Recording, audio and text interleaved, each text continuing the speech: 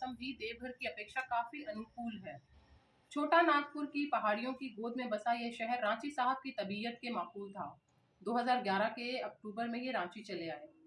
गहन विपिन में माघ की बर्फीली बयार, सर्द रात की ठिठुरन, साल और शीशम के लंबे पेड़ रात के अंधेरे में ऊंची मीनार से प्रतीत हो रहे थे। ये जंगल थे मनातू के और इससे घिरा था मनातूगढ़, यानी दीदी नीलम का घर, उनका मायका। तत्समय नक्सली हिंसा अपने चरम पर थी। इसके बावजूद हजारों हजार गाड़ियां अगणित लोगों के लिए रेंग रही थी। गाड़ियों की लंबी कतारों के चलते लोगों को उतरकर पगडंडियों का सहारा लेना उनकी विवशता थी।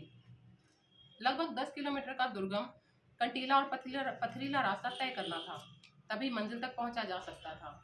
सचमुच जीवन प्रणय पर भारी पड़ रही थी आध्यात्मिक जिज्ञासा। 29 जनवरी 2012 को हरिंद्रानंद की शिव गुरु विषयक चर्चा का आयोजन निर्धारित था। भारतवर्ष ही नहीं अपितु देश विदेश से लोगों का आना अहर्निश जारी था। तथापि व्यवस्थापकों ने सुदूर क्षेत्रों से प्रियजनों को आने की मनाही की थी। मनातू का क्षेत्र मात्र सड़क मार्ग से जुड़ा है।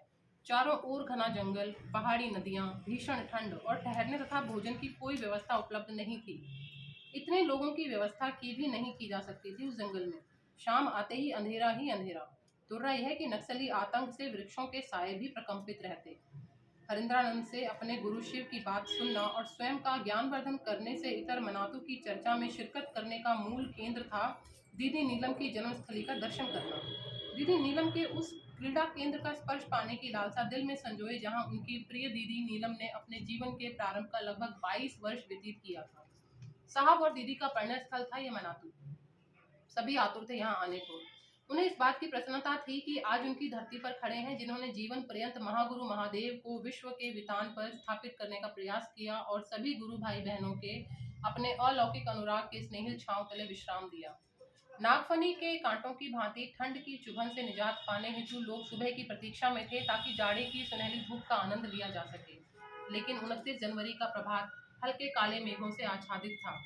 कंपकपी और शीतलहर की आशंका व्याप्त थी, किंतु सुबह के हल्के बादलों के भीतर से भगवान आदित्य स्वयं अपना मौन निमंत्रण उस महामानव को देने निकल आए।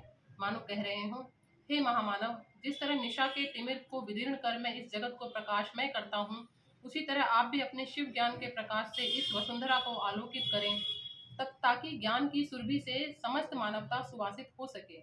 मैं अपनी रोशनी में जैसे कोई भेद नहीं रखता, उसी तरह यह मानव जाति आपके विश्व बंधुत्व का संदेश पाकर अभेद हो जाएगी। अधिकांश श्रद्धालु इस बात को जानते थे कि दीदी नीलम ने इसी विशाल गढ़ के आंगन में 22 मई 1972 को परिणय वेला में पुरोहित के पूछने पर कहा था कि भगवान शिव मेरे गुरु हैं, जबकि उनके होने वाले पति हरिंद्रानंद ने स्पष्ट शब्दों में कहा था, मेरा कोई गुरु नहीं है। विवाह मंडप में वैवाहिक रस्मों के दौरान ये पूछा गया था कि आप दोनों के गुरु कौन हैं। कालांतर में पति पत्नी के बीच यह हास परिहास का विषय हो गया था कि महादेव को गुरु पहले किसने बनाया। विदित है कि हरिंद्रानंद ने नवंबर 1974 को मध्य रात्रि में काली अंधेरी रात को स्वयं भगवान शिव को अपना गुरु माना था। नीलम अक्सर कहती रहती थी कि आप हमसे 2 साल जूनियर हैं। हरिंद्रानंद कहते, अरे भाई, आपने तो शादी के आकर्षण में शिव को गुरु माना था। पति पत्नी फिर हंसने लगते।